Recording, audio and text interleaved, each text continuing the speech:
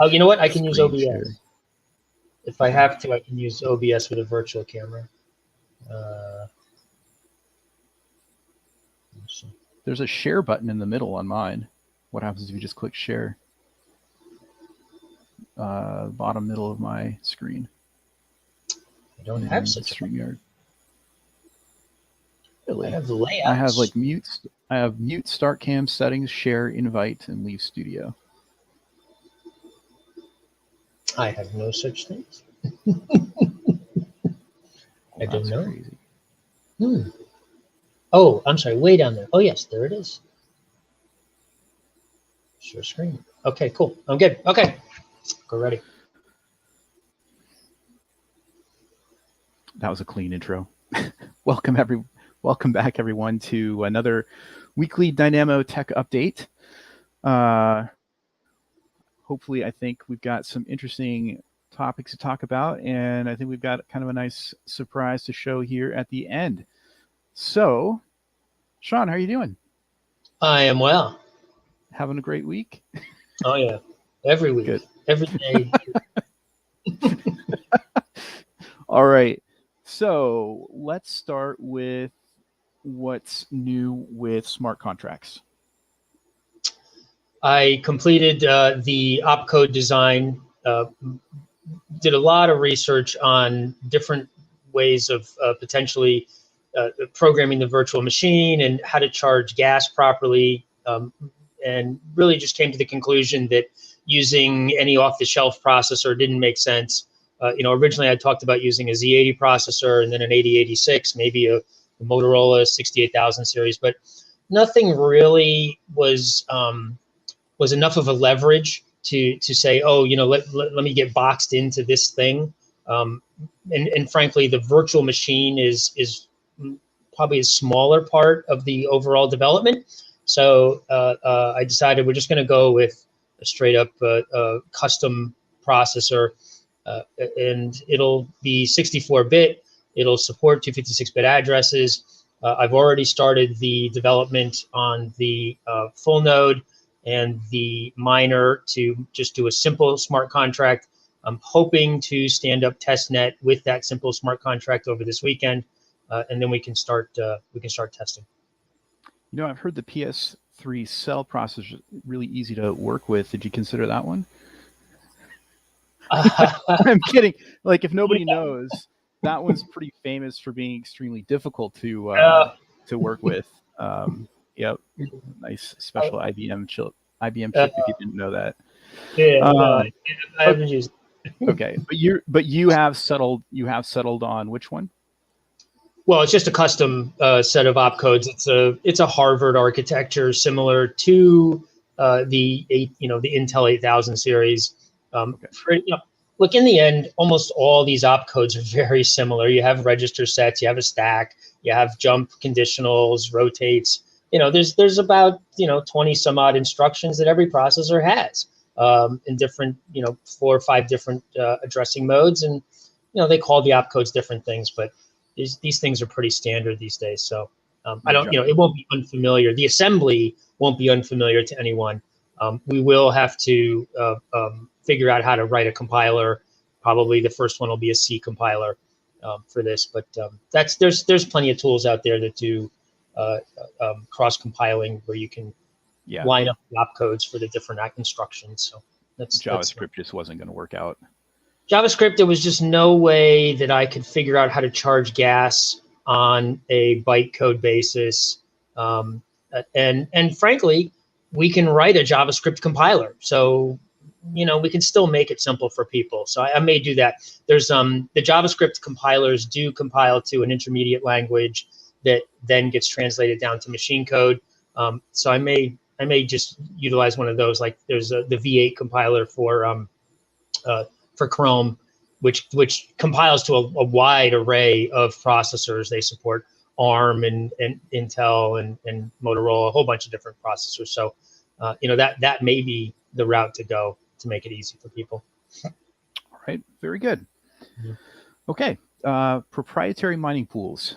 What do you have for us there? So did a bunch of work yesterday on that, released one update. Mostly it's on the user interface side. We have the ability to report found blocks and pending payouts. There's a potential performance issue there. I need to find out, I need to add a little bit of pool management software so that managers can get an idea about what their utilization is and what their own payouts are. But it looks like the foundation pool has like over 100 miners, or over 100 connections anyway. So it is maxing out a fairly large instance on Amazon. So I may need to optimize it somehow as well. But I will be working on that for a couple of hours tomorrow morning. There's a list on the GitHub repo of items, I think 5 or 6 items that I'll be closing out tomorrow. And it'll be an iterative process. We'll probably work on it for another week or two, but I think we're getting pretty close.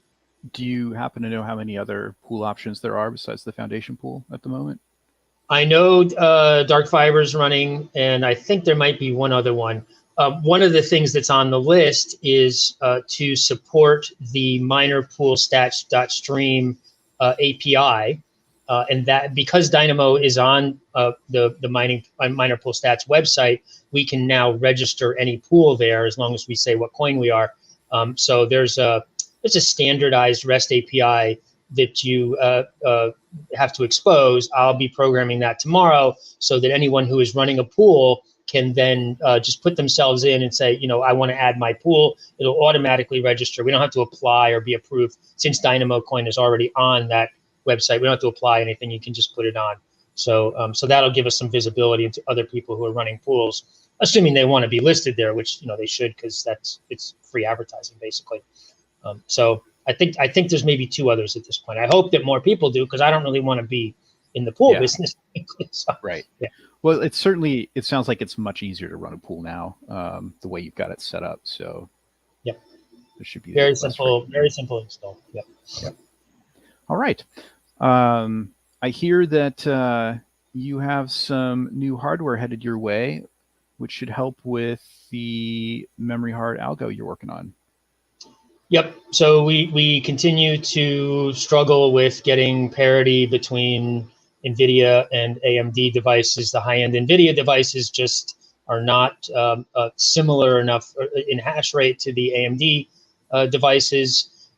We did try 7 or 8 different algorithms. Nothing really made a substantial difference. So I've elected to purchase the 4 most common cards based on the community feedback. So I got a 3090, a 3070, 6900 XT, and a 6700 XT. Should be here early next week. I think it's like Tuesday, Wednesday delivery.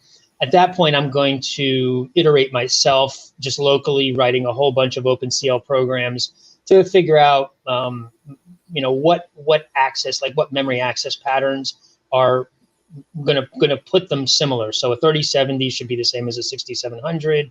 The 3090 should be the same as a 6900. That's kind of the target. Once I have that, then I can tune the algorithm and the hash block. If we even need it, we may not end up needing the hash block if I find another way to make it similar. So yep. Do you have any idea when you're getting your hands on those cards? Tuesday or Wednesday next week, because it's eBay. So I'm a little bit of this shippers and UPS and whatever, but middle of next week. We can survive till then. Yeah, we have another 7 or 8 algorithms that are kicking in over the next 3 weeks. So it seems to be okay. It's not, the hash rate's good so far. We got 70 something nodes running. So it's funny. I now that you mention it, I wasn't even paying any attention, but we had a step on Tuesday, right? Yes. So yes. And that apparently went totally smoothly. I was doing something else. I didn't even. Yeah, I didn't notice either, but everything's still working. Okay, good. Yep. How's that for monitoring? Yeah. Well, look, right. this we're gonna flip this like every week automatically, right? This is just part of how the thing is designed. So cool. It worked. It did work. All right. On on-chain voting. We don't probably have much to say there, but we have a community meeting on Saturday in 2 days at 1 p.m. Eastern time. Mm-hmm.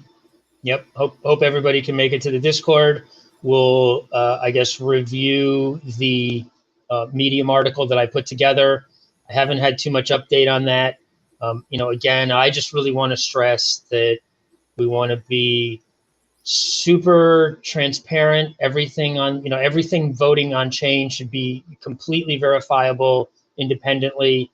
And we want to be super accepting, right? Anybody who has a proposal, regardless of how ridiculous it is, if the community votes to allow it on a ballot, we're going to let it go for a general vote and proceed.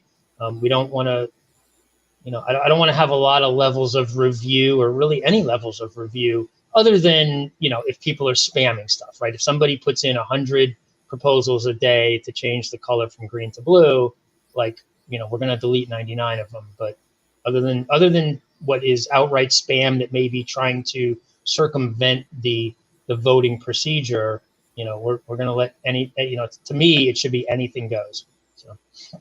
All right.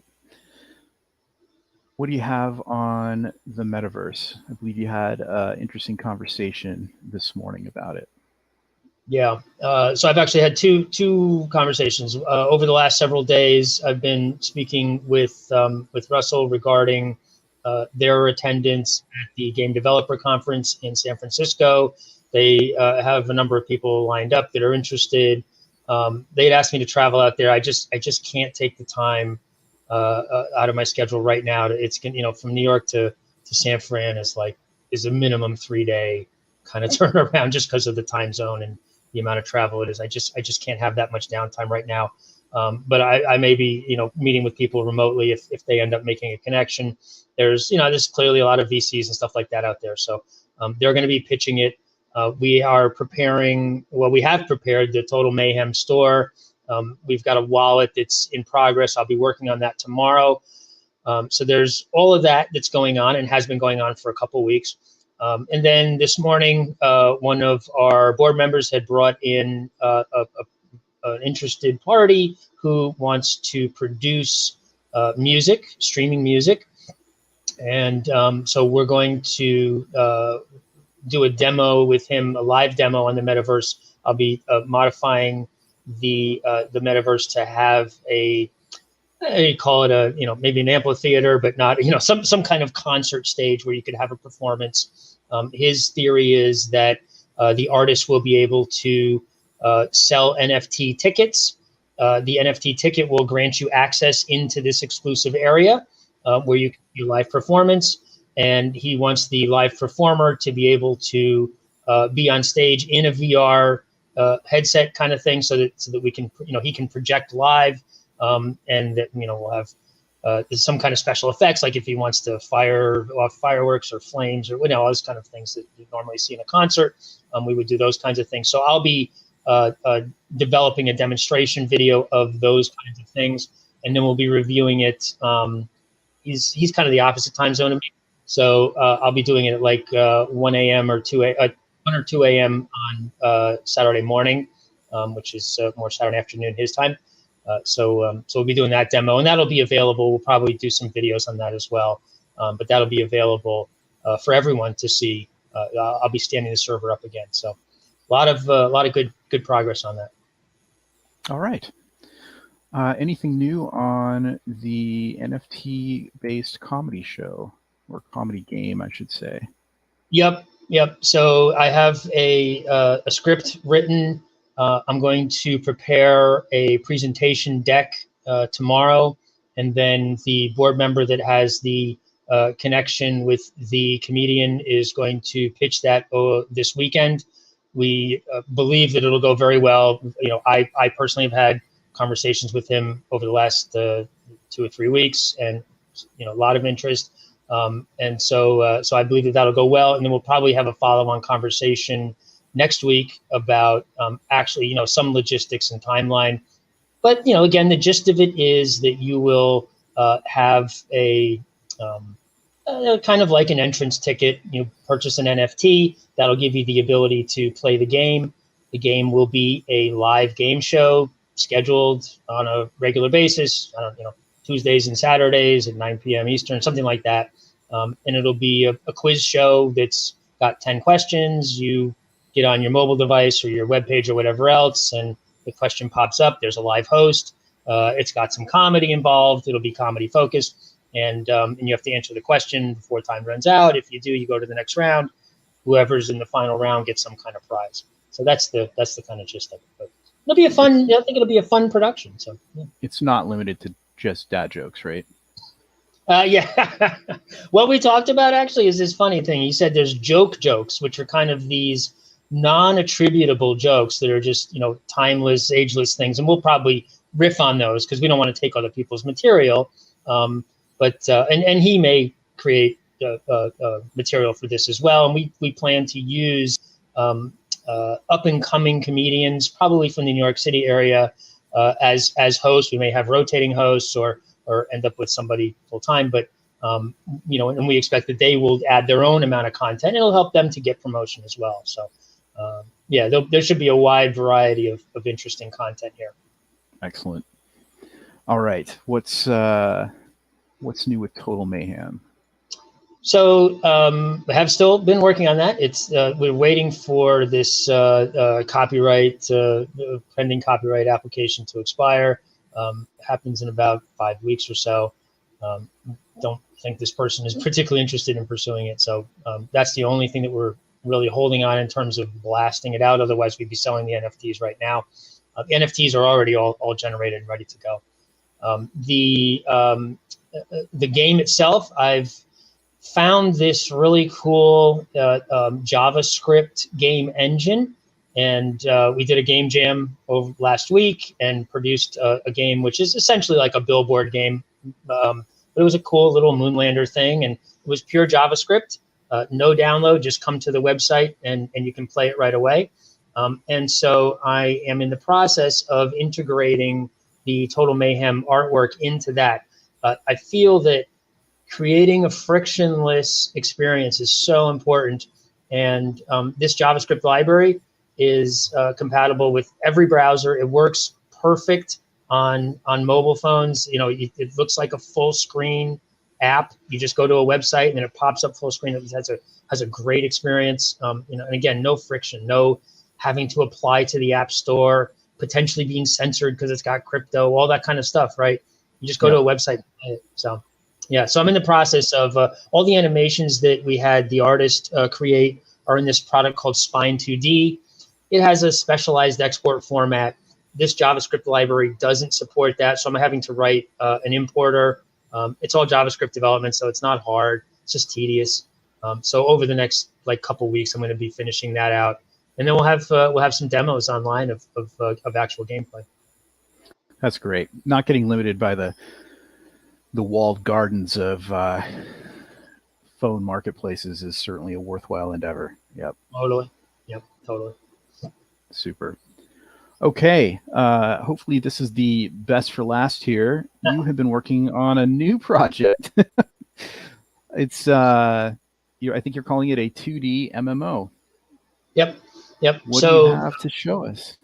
Yeah. So once I discovered this JavaScript library, I decided to throw together a quick proof of concept MMO. The 3D MMO Isle of Trials is still out there. It's on the back burner because there's just a ton of work in the graphics. But 2D MMO, really super simple. So I've put together a web-based interface. Let me see if I can share it here. Let me get out of full screen. Just going to push it over because my 4K monitor is going to make it really tiny.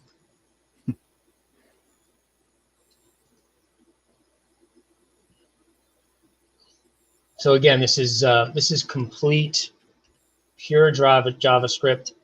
I am going to share. Sorry.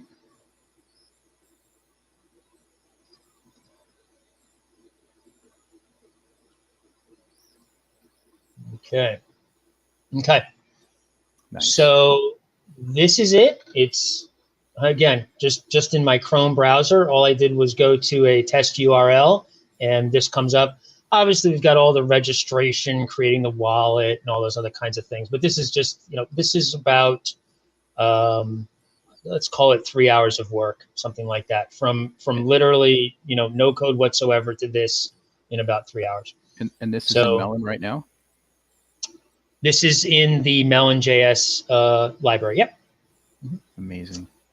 So we've got, these kind of nice 2D assets. There's a little character. He runs around. It's WASD movement.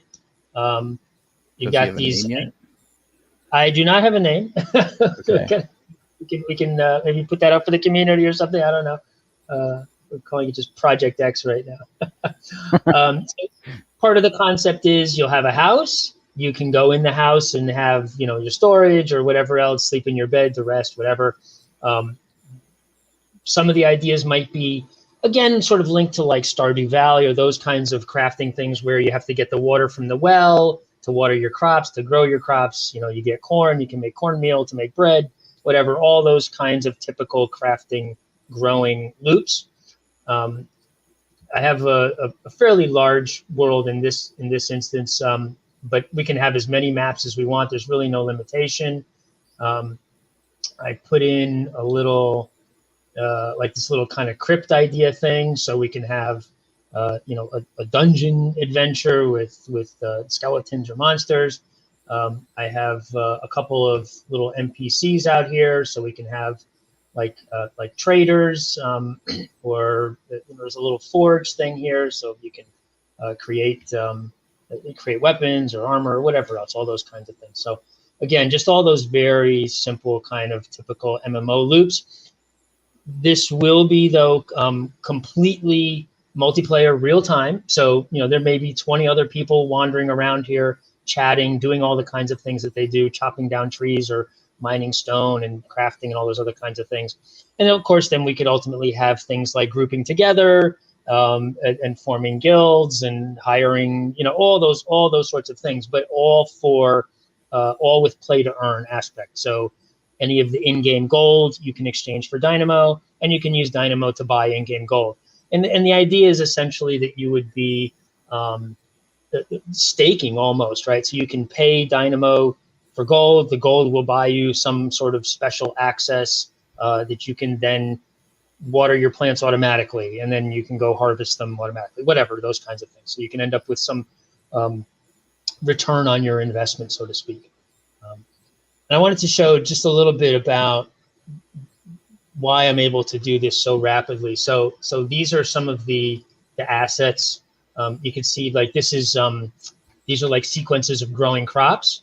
So like there's the seedlings, and they grow up and then bear fruit. So I'm like able to leverage these kinds of things. There's a ton of this sort of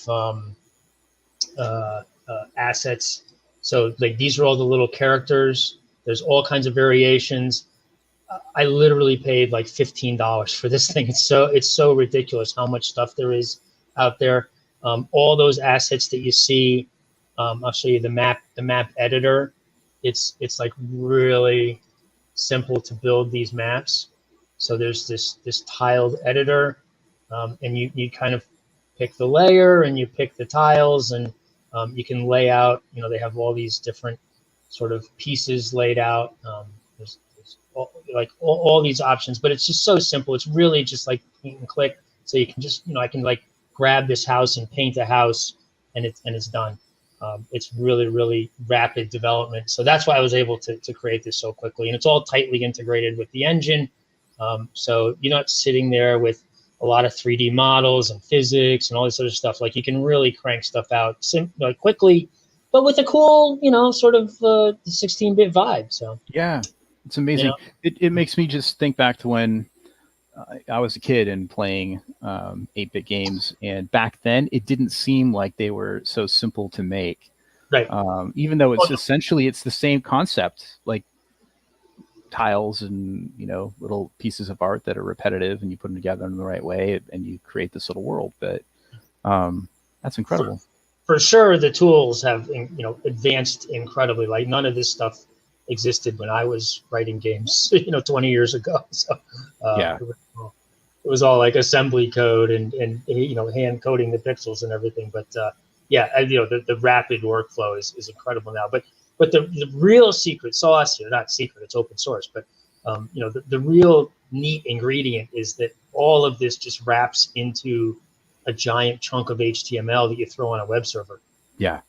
Zero deployment, like it's so cool. So when you have that complete to whatever size makes for an interesting deployable game, what do you think the download time would be on on an average, not a super high speed connection, but an average connection just for the game to load and start? Like a couple seconds. No, a couple seconds. Yeah. That fast? Okay. Because all of these tiles are all, they're not like 32-bit RGB. They're all these. Part of the reason it's called 8-bit graphics is because they use palettes, right? Mm-hmm. So they literally are. Each pixel is only one of 256 different colors. Right. So instead of being 4 bytes per pixel, it's 1 byte per pixel.